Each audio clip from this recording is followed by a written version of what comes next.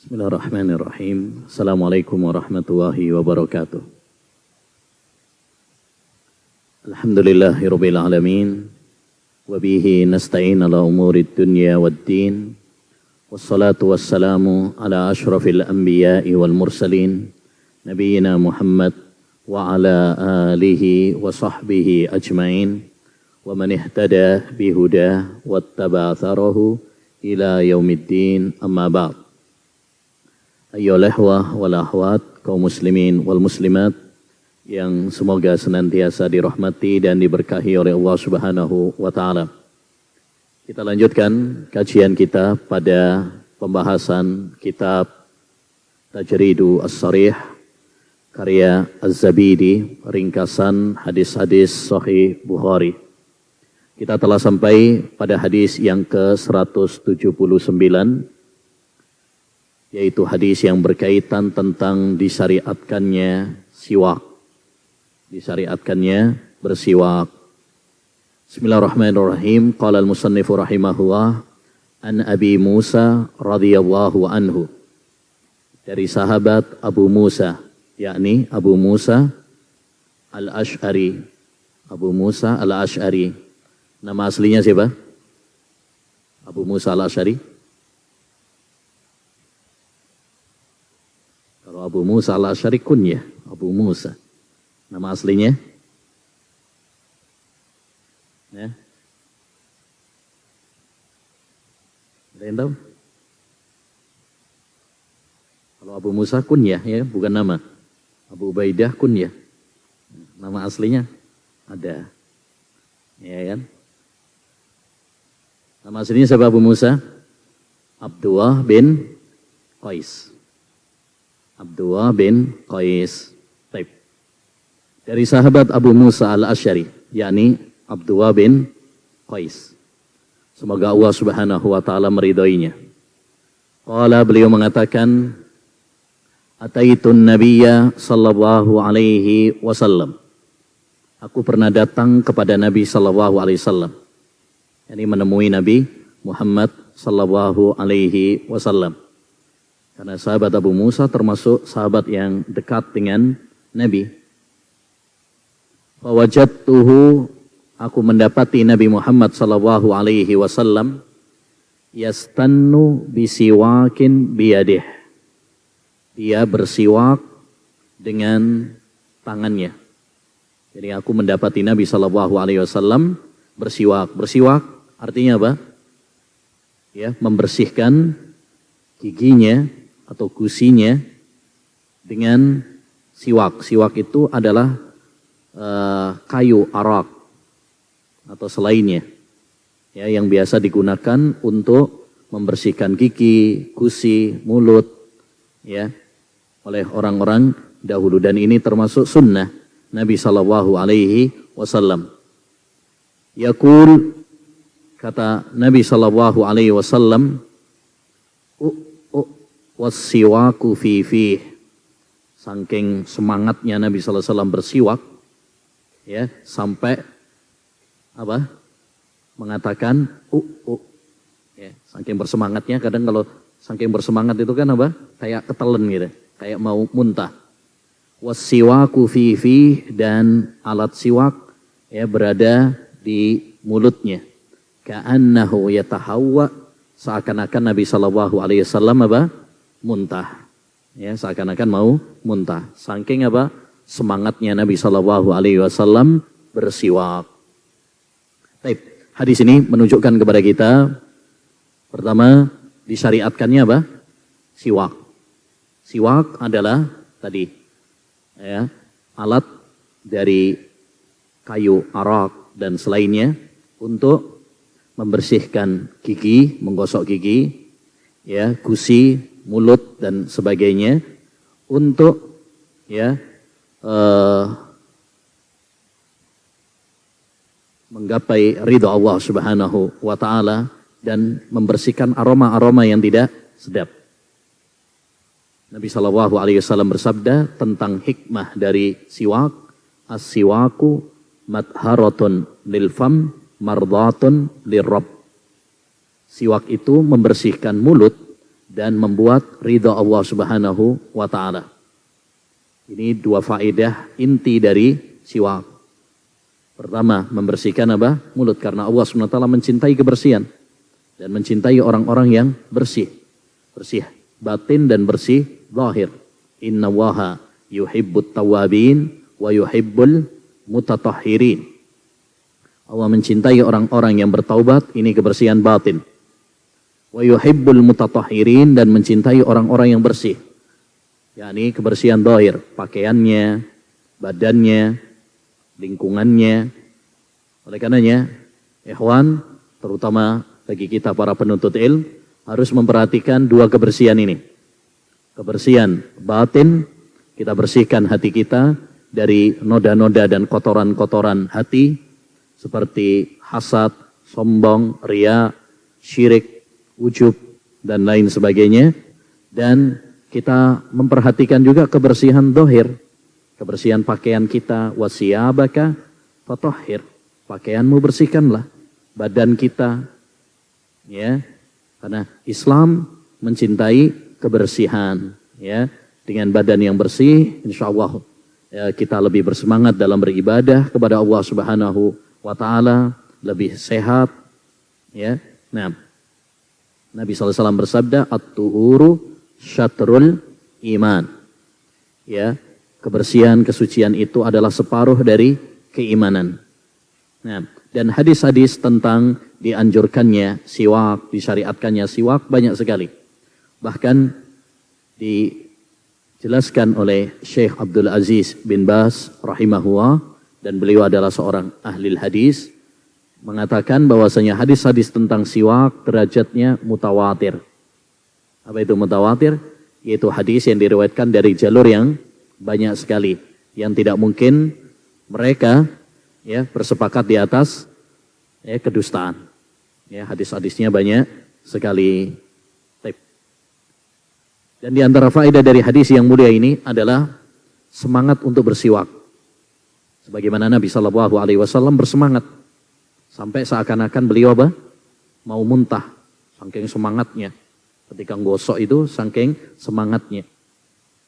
Maka ini dianjurkan bagi kita, faedah penting, memberikan faedah penting bagi kita. Hendaknya bagi kita untuk apa? Bersemangat. Ketika bersiwak itu harus bersemangat. Kenapa? Karena kita sedang melakukan sunnah di antara sunnah-sunnah Nabi SAW. Ya, ini sunnah Nabi yang perlu kita hidupkan. Dan tidak boleh bagi seorang untuk mencela sunnah ini. Hati-hati. Ya, mengatakan ini misalkan kolot, kuno, ketinggalan zaman. Ya, nah, sudah nggak relevan pada zaman kita sekarang misalkan. Ini termasuk perkataan-perkataan yang menyudutkan sunnah Nabi SAW dan tidak boleh. Ya, tidak boleh. Bahkan ayyul ikhwah, penelitian-penelitian kedokteran modern menyebutkan bahwasanya keutamaan atau manfaat dari siwak itu lebih efektif dalam membasmi kuman-kuman yang ada pada gigi dan mulut daripada apa? Daripada pasta gigi. Daripada pasta gigi. Ya, juga lebih praktis. Ketika mau sholat misalkan, bukankah di antara momen yang disyariatkan bagi kita untuk bersiwak adalah apa? Ketika mau sholat. Ya, kalau pakai bersiwak enak, bisa ditaruh di saku. Bahkan dulu ada sahabat Nabi Khalid bin Zaid, ya, beliau naruh siwaknya di mana? Di telinganya, sini. Jadi kalau mau sholat, ya taruh di sini, kayak tukang gitu, taruh di telinganya, ya. Sebagaimana dalam riwayat Abu Dawud. Nah kalau pasta gigi nggak bisa, masa mau takbiratul ihram, ya, pakai gosok gigi, pasta gigi, susah, ya. Sehingga lebih praktis, bisa dibawa kemana-mana. Selanjutnya, an Hudzaifah radhiyallahu anhu qal, dari Hudzaifah, yakni Hudzaifah ibnul Yaman. Hudzaifah ibnul Yaman, semoga Allah Subhanahu wa taala meridhoinya. Qala, beliau mengatakan, kana Nabi sallallahu alaihi wasallam idza qama minal lail yashushu fahu bisiwak. adalah Nabi Shallallahu Alaihi Wasallam, dan karena di sini li al istimrar, sering, bermakna lil istimrar. Jadi Nabi sering kali idza qama minal lail, apabila bangun dari malam, yakni bangun tidur, yashusu fahu bis siwak, beliau menggosok ya mulutnya dengan siwak. Ya. Jadi bersiwaknya ketika bangun dari tidur. Baik. Hadis ini jelas menunjukkan kepada kita anjuran untuk bersiwak ketika bangun dari tidur. Karena orang bangun tidur biasanya aroma mulutnya nggak enak. Untuk misalkan bangun tidur itu kan bau mulutnya nggak enak gitu kan. Makanya salah satu momentum yang sangat ditekankan, waktu yang sangat ditekankan untuk gosok gigi, untuk bersiwak adalah apa? Ketika seorang itu bangun tidur. Karena aroma bau mulutnya tidak enak, tidak sedap. Baik. Dan sebagai faedah bahwa di sana ada beberapa momentum yang ditekankan untuk bersiwak. Pada dasarnya orang bersiwak itu kapan saja. Ya, kapan saja. Tapi di sana ada beberapa waktu yang sangat ditekankan, momentum yang sangat ditekankan. Satu, ketika akan wudu. Laula an asyukka ala ummati la amartuhum bisiwaki ya ma'a kulli wudu atau inda kulli wudu. Seandainya aku tidak memberatkan umatku, saya akan perintahkan mereka untuk bersiwak ya setiap kali wudu. Setiap kali wudu. Ada yang mengatakan setiap kali wudu yakni setiap hendak wudu. Berarti siwaknya sebelum berwudu. Ada yang mengatakan ya setiap kali wudu yakni di tengah-tengah. Di tengah-tengah berwudu. Tapi pendapat yang lebih kuat adalah sebelum wudu. Ya, ini yang lebih kuat. Kenapa? Tidak ada penukilan dari Nabi SAW dari para sahabat yang menceritakan tentang tata cara wudu Nabi SAW bahwa di tengah-tengah wudu itu beliau apa? Bersiwak. Maka yang lebih kuat wallahu alam bahwa bersiwaknya Nabi SAW adalah sebelum wudu. Yang kedua adalah sebelum sholat. Sebelum sholat. Sebagaimana dalam hadis laula an asyukka ala ummati la amartuhum bisiwak ya ma'a kulli sholah. Seandainya aku tidak memberatkan umatku, aku akan perintahkan mereka untuk bersiwak ya setiap hendak apa? Sholat. Kenapa demikian? Karena sholat adalah munajat seorang hamba dengan Allah Subhanahu wa taala. Kita mau menghadap Allah Subhanahu wa taala. Dan ketika kita akan menghadap Allah Subhanahu wa taala, kita dianjurkan untuk menghadapnya dalam keadaan apa? Bersih. Ya, rapi. Ya bani Adam, khudhu zinatakum inda kulli masjid. Wahai anak Adam, ya, ambil perhiasan kalian ketika kalian hendak masuk masjid. Ini perhatian bagi kita semuanya. Ketika kita mau sholat, mau masuk masjid, beradab. Ya, perhatikan kebersihan kita, kebersihan pakaian kita. Karena kita mau menghadap Allah Subhanahu wa taala, mau beribadah kepada Allah. Bayangkan, orang saja kalau mau menghadap pimpinannya, dipanggil gubernur, dipanggil presiden misalkan, ya, mau bertemu dengan orang yang terhormat, ya, calon mertua misalkan, wah, ya, itu pilih-pilih apa? Baju. Nanti saya pakai baju apa ya? Ya cari penampilan yang paling bagus. Apalagi kita mau menghadap siapa? Allah Subhanahu wa taala. Ya, maka jangan sampai ketika kita menghadap Allah Subhanahu wa taala ala kadarnya, pakai baju main, ya, pakai kaos oblong toh misalkan, ya, atau pakai baju yang baunya kecut, ya, malah ganggu tetangganya, temannya, sampingnya, ya, jangan. Baik. Yang ketiga diantara yang dianjurkan adalah ketika bangun tidur, seperti dalam hadis Hudzaifah ibnul Yaman ini. Yang keempat, ya, diantara yang sangat ditekankan juga adalah ketika, ya, mau masuk rumah, sebagaimana pernah ditanyakan kepada Aisyah radhiyallahu anha, Ditanyakan kepada Aisyah, bi ayyi syai'in yabda'u Rasulullah sallallahu alaihi wasallam idza dakhala ala ahli. Rasulullah SAW kalau mau masuk rumah bertemu dengan keluarganya, ngapain dulu? Apa yang beliau lakukan? Ya, jawab Aisyah, ya, as-siwak. Beliau bersiwak terlebih dahulu. Jadi ketika mau ketemu sama istri, ketemu anak, apa? Bersiwak terlebih dahulu. Kenapa? Karena ketika mau ketemu sama istri, ketemu sama anak, nanti kan apa? Berinteraksi, ya, dekat dengan mereka.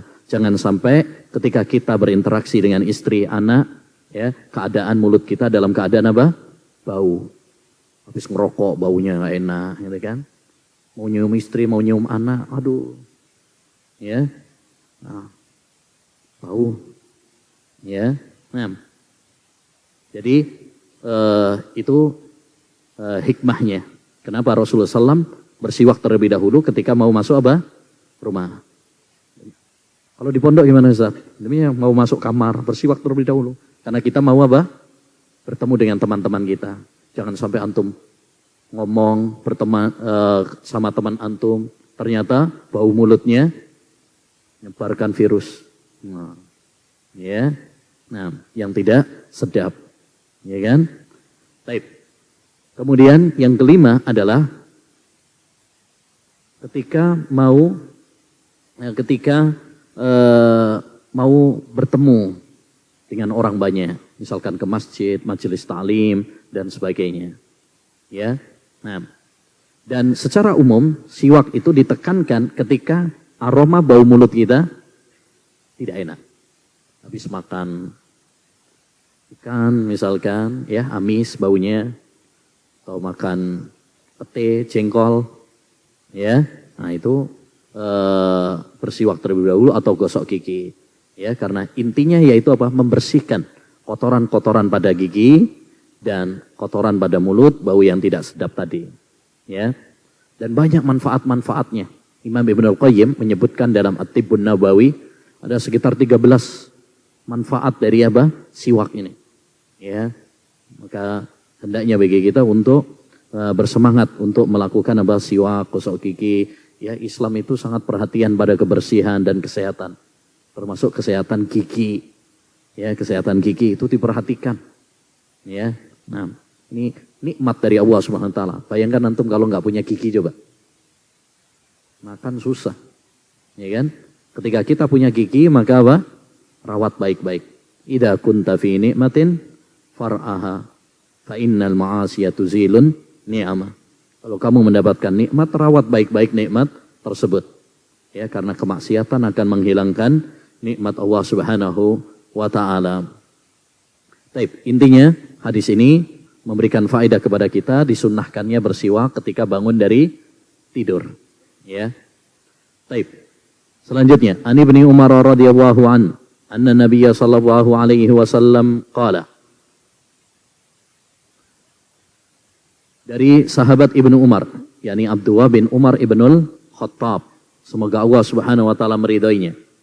Anna Nabiyya sallallahu alaihi wasallam qaal, bahwasanya Nabi sallallahu alaihi wasallam pernah mengatakan, "Arani atasawwaku bisiwak."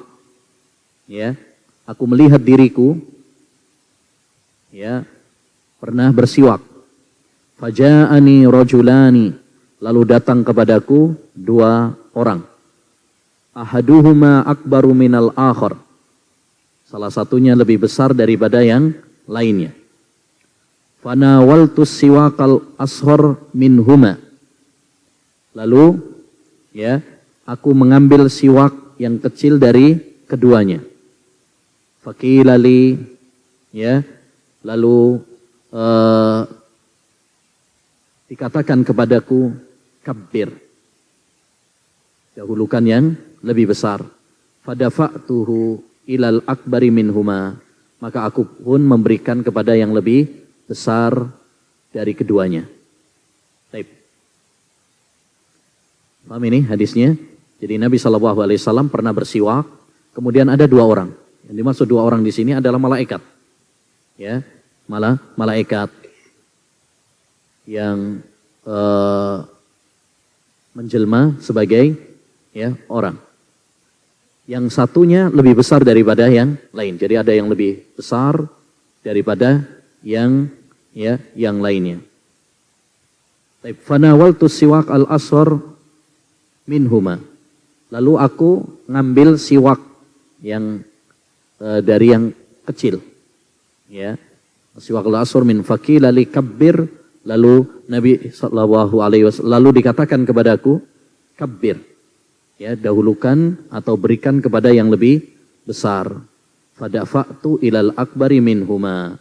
Ya. Lalu aku memberikannya kepada yang lebih besar. Hadis ini memberikan faedah kepada kita, yaitu apa? Anjuran untuk mendahulukan yang lebih tua. Ya, kalau kita mau memberi, misalkan memberi siwak atau memberi hadiah, dan di situ ada dua orang yang tua dan yang muda, maka utamakan yang lebih apa? Tua terlebih dahulu. Ya, Nabi SAW bersabda tadi, ya, kabbir, dahulukan yang tua. Al-barakatu fi akabirikum. Keberkahan itu pada yang lebih tua di antara kalian. Ya, keberkahan itu adalah pada orang yang lebih tua di antara kalian. Dan dari hadis ini juga dapat kita ambil faedah bolehnya bersiwak dari siwak yang dipakai oleh orang lain. Karena Nabi SAW tadi mengambil siwak ya dari salah satunya, jadi orang yang lebih kecil tadi. Ya, dia memakai siwak kemudian diambil oleh Nabi SAW. Ya, ini menunjukkan boleh seorang itu bersiwak pakai siwak orang lain. Ya, baik, jijik dong, tidak. Caranya antum apa? Bersihkan terlebih dahulu. Bisa dibersihkan dengan air atau dipotong ujungnya, ya, dipotong ujungnya. Jadi tidak mengapa, ya, tidak mengapa menggunakan apa? Siwak orang lain, ya, dengan izinnya tentunya. Kemudian setelah dibersihkan, ya, setelah dibersihkan. Baik. Selanjutnya, hadis yang terakhir, Anil Bara ibni Azib radhiyallahu anhu qala lin nabiyyu sallallahu alaihi wasallam, dari sahabat Bara bin Azib, semoga Allah Subhanahu wa taala meridhoinya. Beliau mengatakan, qala lin nabiyyu sallallahu alaihi wasallam, Nabi sallallahu alaihi wasallam pernah mengatakan kepadaku, idza ataita matja'aka fatawadda wudu'aka lis-shalah. Jika kamu ya mendatangi tempat tidurmu, yakni ranjangmu, fatawadda wudu'aka lis-shalah, maka wudulah terlebih dahulu seperti kamu wudu untuk sholat. Ya, persis seperti halnya ketika kita akan mau sholat. Summa taji' ala shikkika al-ayman. Kemudian berbaringlah ya ke kanan. Ya, ke kanan. Kenapa? Para ulama mengatakan disunahkan tidur model demikian supaya tidak terlalu pulas. Kalau terlentang itu pulas. Kebablasan seringnya mana. Ya. Nah. Summa kul, kemudian katakanlah, Allahumma aslamtu wajhi ilaik. Ya Allah, aku pasrahkan wajahmu kepadaku. Wa fawwadtu amri ilaik. Aku pasrahkan segala urusanku kepadaku. Wa alja'tu dhahri ilaik. Ya, dan aku sandarkan punggungku kepadamu. Raghbatan wa rahbatan ilaik. Mengharap dan takut kepadamu. La malja'a wa la manja minka illa ilaik. Tidak ada tempat bersandar dan berlindung, tidak ada tempat yang bisa menyelamatkan darimu kecuali hanya kepada Engkau ya Allah. Allahumma amantu bi kitabika alladhi anzalta. Ya Allah, aku beriman kepada kitabmu yang Engkau turunkan. Wa bi nabiyyika alladhi arsalta, dan beriman kepada nabimu yang kamu utus. Lalu kata Nabi, fa immitta min lailatika fa anta 'alal fitrah.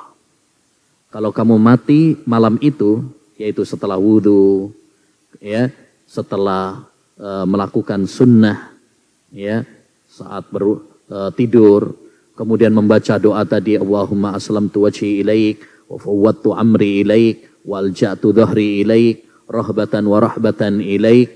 Ya.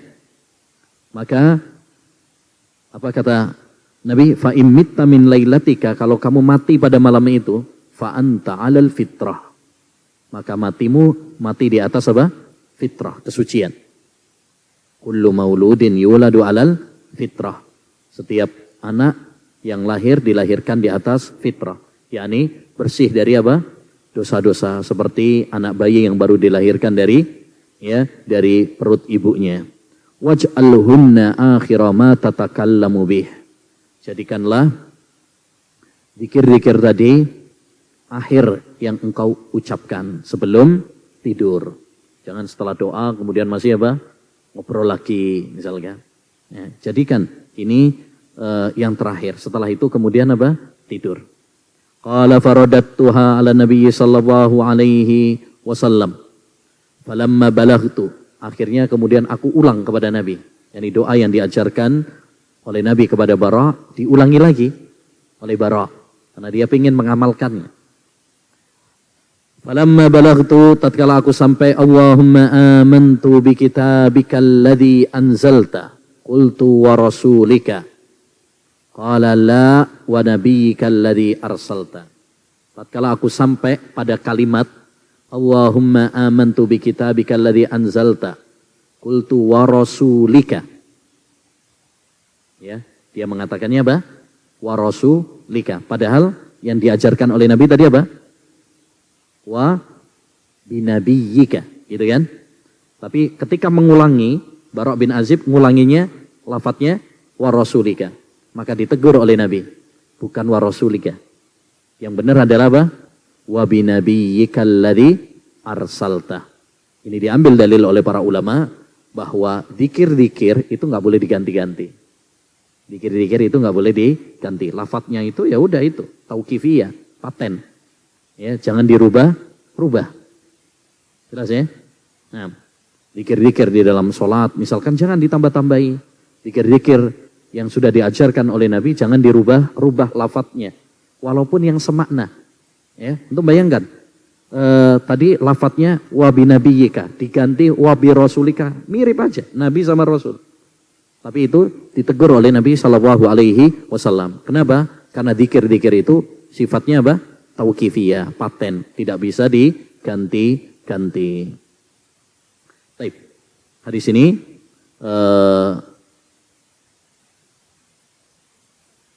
faedahnya kenapa dicantumkan oleh Imam Al-Bukhari dalam Kitabul Wudu? Karena tadi ada lafaz apa? Fatawadza wudu'aka lis-shalah. Wudulah kamu seperti wudu mau sholat. Jadi disyariatkan wudu sebelum kita tidur. Ya, sebelum kita tidur. Ya, agar kita tidur di atas fitrah. Kalaupun Allah Subhanahu wa taala mencabut nyawa kita ketika tidur, ya, maka kita mati dalam keadaan apa? Fitrah, husnul khatimah. Karena orang yang tidur ya ikhwan, kita tidak pernah tahu. Kita bisa bangun lagi apa enggak? Ya. Kita bisa bangun lagi apa? Apa tidak? Doa bangun tidur apa? Alhamdulillah alladzi ahyana ba'dama amatana wa ilaihin nusyur. Segala puji bagi Allah yang telah menghidupkan aku kembali setelah mematikan. Ketika orang itu tidur, itu seakan-akan apa? Mati. Makanya tidur itu disebut dengan al-mautus sughra. Ya, tidur kematian kecil. Kematian kecil. Kita tidak pernah tahu setelah tidur ini bisa bangun lagi apa enggak. Banyak orang ketika tidur nggak bisa bangun lagi. Bangun-bangun man rabbuk, man nabiyyuk, ya, madinuk. Ya. Karena seorang tidak pernah tahu kapan dia akan apa? Mati. Ya, maka hendaknya bagi kita untuk melakukan ikhtiar. Bagaimana agar akhir kehidupan kita, akhir kematian kita adalah ya di atas husnul khatimah, ya, di atas fitrah, ya, suci, dihapus dosa-dosa kita oleh Allah Subhanahu wa taala. Salah satunya adalah manakala kita apa? Ya, tadi yaitu apa? Berwudu sebelum tidur. Yang kedua, berdoa sebelum tidur. Dari sini juga ayyul ikhwah, saya ingin menekankan kepada kita semuanya untuk perhatian dengan masalah zikir. Ya, terutama bagi kita para penuntut ilmu, hendaknya bagi kita untuk perhatian dengan zikir. Hafalkan zikir-zikir. Ya, zikir pagi petang, zikir masuk kamar mandi, keluar kamar mandi, sebelum tidur, bangun tidur, setelah makan, sebelum makan, ya, ketika turun hujan, masuk masjid, keluar masjid, ya. Kemudian kita amalkan. Jangan cuma hafal tapi nggak pernah diamalkan. Penting, zikir itu adalah penting karena dia adalah perisai bagi seorang mukmin, ya, benteng bagi seorang mukmin agar dilindungi oleh Allah Subhanahu wa taala dari godaan-godaan setan, ya, dari godaan-godaan setan. Jadi sangat penting sekali bagi kita untuk membekali diri kita dengan zikir. Yang paling mudah zikir Hisnul Muslim yang ditulis oleh Dr. Sa'ad Al-Qahtani. Ya, nah, santri hendaknya punya buku itu, kemudian dihafal, dipraktekkan. Ya, zikir-zikir seperti itu penting. Zikir setelah sholat. Ya, nah, aib bagi seorang penuntut ilmu ketika dia tidak hafal apa? Zikir-zikir. Keseharian. Ini ibadah. Jangan bilang, wah ini orang yang zikir ini sufi. Enggak. Ya, ya. Salafi juga senang zikir kepada Allah Subhanahu wa taala. Ya, banyak ayat-ayat dalam Al-Qur'an yang menganjurkan kita untuk apa? Berzikir. Cuma bedanya kita dengan sufi, kalau mereka zikirnya kayak zikir-zikir yang enggak sahih. Asal-asalan. Ya, bahkan sebagian orang sufi itu bikin sambel aja ada zikirnya itu. Ya, bikin sambel ada zikirnya. Baca doa, baca surat li'ilafi Quraisy, ilafihim rihlatash shita'i was-shaif. Ya, dari mana?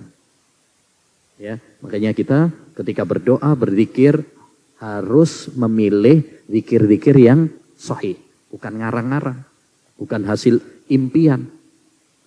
Kata Imam Syekh Ibnu Utsaimin rahimahullah, alaika bid-du'a'il warid wada'anka al-jumal asy-syawarid. Hendaknya engkau berdoa dengan doa-doa yang warid, yang sahih dari Nabi Shallallahu Alaihi Wasallam. Ya, berzikir dengan yang sahih dari Nabi. Karena zikir itu ibadah, dan ibadah tidak diterima kecuali dengan dua syarat, ikhlas dan ittiba. Jangan ngarang-ngarang.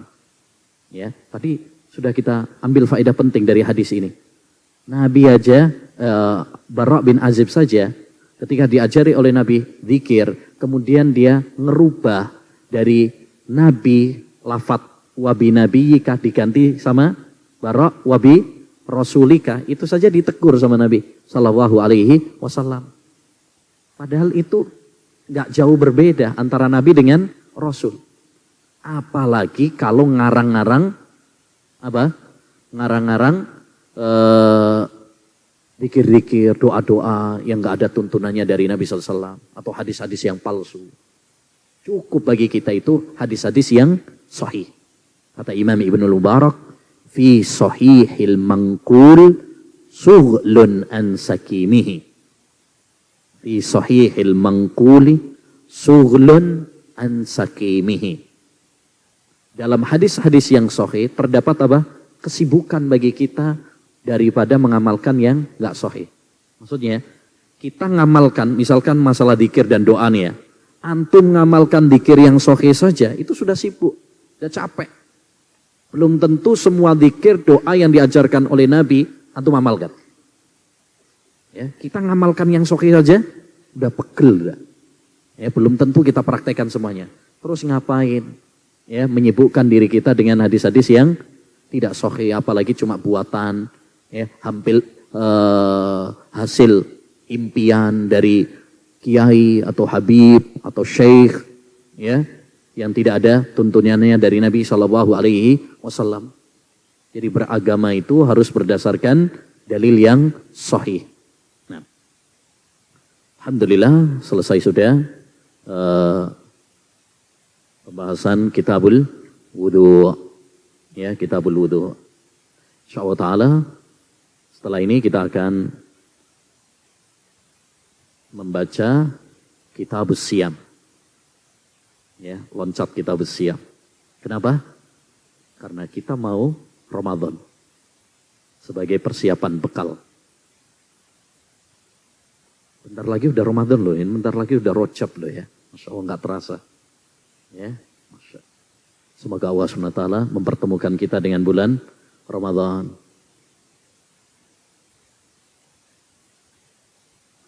Baik, ini ada beberapa pertanyaan. Atau kalau ini kita jawab pertanyaan dulu ya, banyak ini yang belum terjawab ini. Adakah keturunan anak, ayah, kakek yang menjadi sahabat? Ada.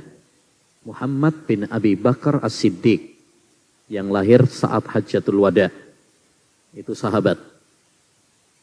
Muhammad bin Abi Bakar, dia sahabat. Abu Bakar jelas sahabat. Bapaknya Abu Bakar sahabat juga karena masuk Islam. Abu Quhafa. Ya. Nah.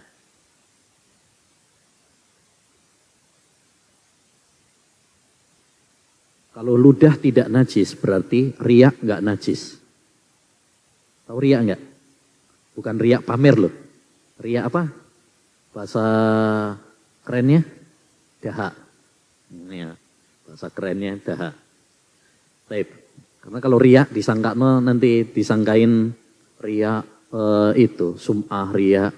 Ya. Baik. Dahak nggak najis. Iya. Dahak tidak najis. Menjijikkan, kotor, iya. Tapi kemarin sudah kita sampaikan satu kaidah. Tidak semua yang kotor dan menjijikkan itu mesti apa? Ya, mesti najis. Najis butuh dalil. Kalau kita mengatakan najis butuh dalil. Tidak semua yang kotor atau menjijikkan dalam pandangan manusia, maka itu najis.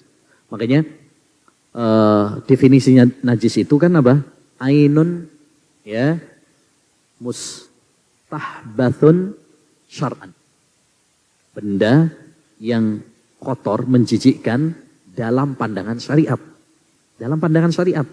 Bukan dalam pandangan ya hawa nafsu orang. Karena kalau patokannya kepada hawa nafsu, ya nanti beda-beda. Yang satu bilang jijik, yang satu bilangnya nggak jijik. Nah.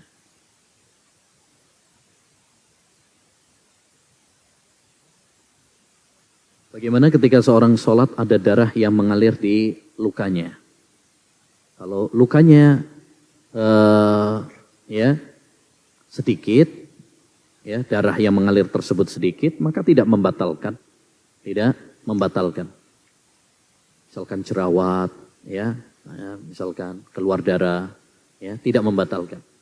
Tapi kalau misalkan darahnya banyak, ya mengalir banyak, maka itu menurut pendapat yang kuat adalah apa? Najis.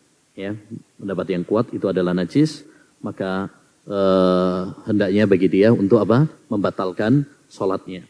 Misalkan dia pas sholat, terus kipas angin yang di atasnya jatuh, ya, kena kepalanya, bocor akhirnya, wah, mengeluarkan darah banyak, misalkan, ya, maka kalau pendarahannya banyak, ya, maka hendaknya dia membatalkan sholatnya. Tapi kalau cuma dikit-dikit aja, ya, maka itu tidak mengapa. Bagaimana caranya untuk membersihkan hati? Yang hati ini terasa tidak tenang dan pikiran selalu kacau. Kacaunya kenapa? Ya, nah, pikiran yang kacau, stres, galau itu karena kurang zikir kepada Allah Subhanahu Wa Taala. Ya. Banyak mikirin macam-macam yang nggak ada gunanya, ya. Oleh karenanya perbanyak zikir kepada Allah, sibukkan dengan hal-hal yang bermanfaat, sibukkan dengan menuntut ilmu, sibukkan dengan ibadah, membaca Quran, ya, berteman dengan orang-orang yang saleh, banyak istighfar, taubat kepada Allah Subhanahu Wa Taala, tinggalkan dosa, karena dosa itu yang bikin sumpah. Ahlul ma'asi fi shiqaq wa in adharus sa'adah. Para pendosa itu hidupnya dalam kegundahan. Walaupun mereka menampakkan apa? Ya, kebahagiaan. Walaupun kelihatannya senyum, tapi pada dasarnya apa? gundah hatinya.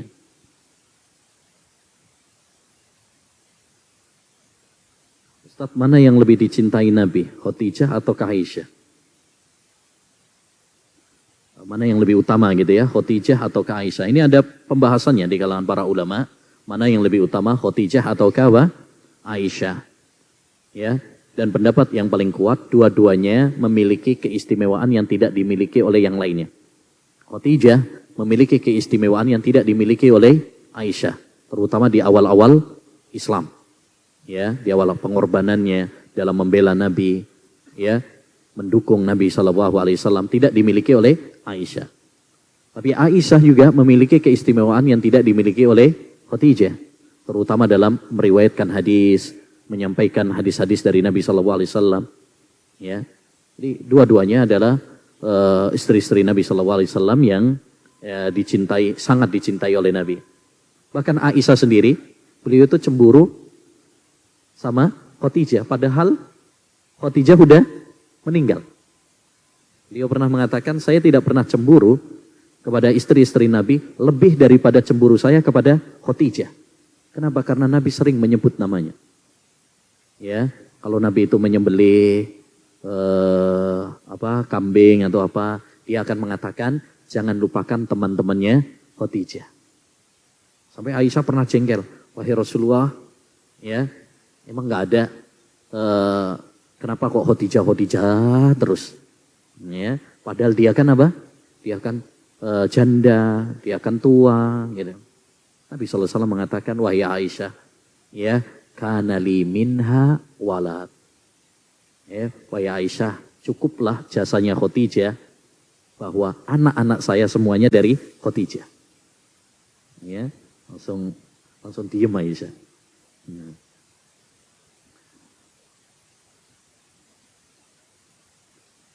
Apa hukum air yang lebih dari 2 kullah terkena najis dan tidak merubah warnanya, bau dan rasanya? Ya, kalau tidak berubah, ya, salah satu sifat najis, ya, baunya, rasanya, warnanya, ya, maka tidak najis. Jadi patokannya adalah air itu najis itu apabila tercampur dengan benda najis, kemudian merubah salah satu sifatnya. Selama tidak berubah salah satu sifatnya, walaupun terkena benda najis, maka tidak mengapa. Ya, air laut itu ada bangkai di sana, ada mungkin orang qada'ul hajah di sana, ya, ada orang buang softtek di sana mungkin. Tapi itu tidak merubah salah satu sifat, ya, dari salah satu sifat air atau warnanya, baunya, maka tidak najis. Makanya Nabi SAW mengatakan huwat tahuru ma'uhu al-hillu maitatuhu.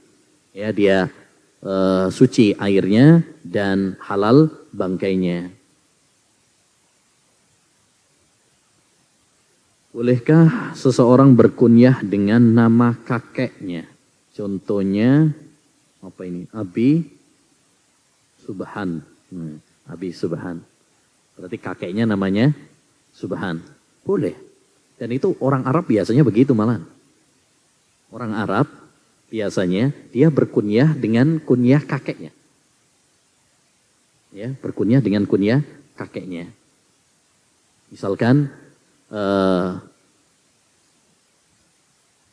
seperti, ya, ada orang misalkan dia punya orang tua atau punya kakek namanya Saleh. Maka dia nanti berkunyahnya dengan Abu Saleh. Itu kebiasaan orang-orang Arab seperti itu malah. Jadi tidak mengapa berkunyah, ya, dengan nama kakeknya, selama nama kakeknya tersebut nama yang baik, tidak bertentangan dengan syariat. Adapun apabila bertentangan dengan syariat, maka perlu dirubah, jangan berkunyah dengannya. Selama tidak bertentangan dengan syariat, silahkan.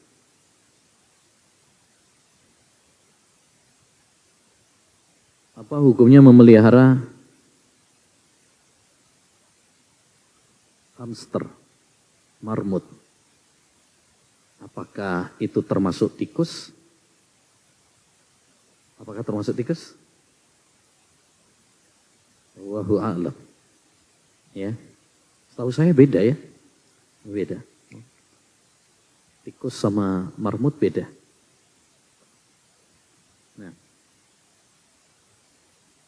pada dasarnya secara hukum, secara umum ya, secara umum boleh seorang itu memelihara apa? Binatang selama diberi apa? Haknya. Seperti dalam hadis, ya Aba Umair ma fa'alan Nughair. Karena dia memelihara apa? Burung. Ada anak kecil namanya Abu Umair, dia memelihara burung. Nabi SAW mengatakan, ya Aba Umair ma fa'alan Nughair. Itu melihara burung, Dik. Padahal di sangkarnya gitu. Tapi dikasih makan, ya, dikasih minum. Maka tidak mengapa. Yang nggak boleh itu kalau memelihara tapi dia nggak perhatian dengan makannya, minumnya sehingga dia mati kelaparan. Nah, ini hati-hati. Nabi SAW mengatakan, udzibat imro'atun fi hirratin. Ada seorang wanita yang disiksa oleh Allah SWT di neraka gara-gara apa? Kucing. Ya, ini dia merawat kucing tapi enggak dikasih makan, enggak dikasih minum sampai mati kelaparan. Ini penyiksaan, enggak boleh, haram. Ya. Jadi pada dasarnya secara umum boleh seorang itu memelihara binatang, ya, selama diberi apa? Haknya. Ya, dan setahu saya marmut beda dengan tikus ya. Kalau tikus nggak boleh antum pelihara, karena itu termasuk binatang yang dianjurkan untuk dibunuh. Ya, ya bukan malah dipelihara. Nah, tapi kalau marmut tidak masuk dalam hukum tikus. Setahu saya. Wallahu a'lam bishawab. Masih banyak pertanyaannya, insyaallah mungkin minggu depan kita bacakan pertanyaan-pertanyaan terlebih dahulu sebelum kita masuk pada kitabus siyam. Wallahu a'lam bishawab. Subhanakallahumma wa bihamdika asyhadu an la ilaha illa anta astaghfiruka wa atubu ilaik. Assalamualaikum warahmatullahi wabarakatuh.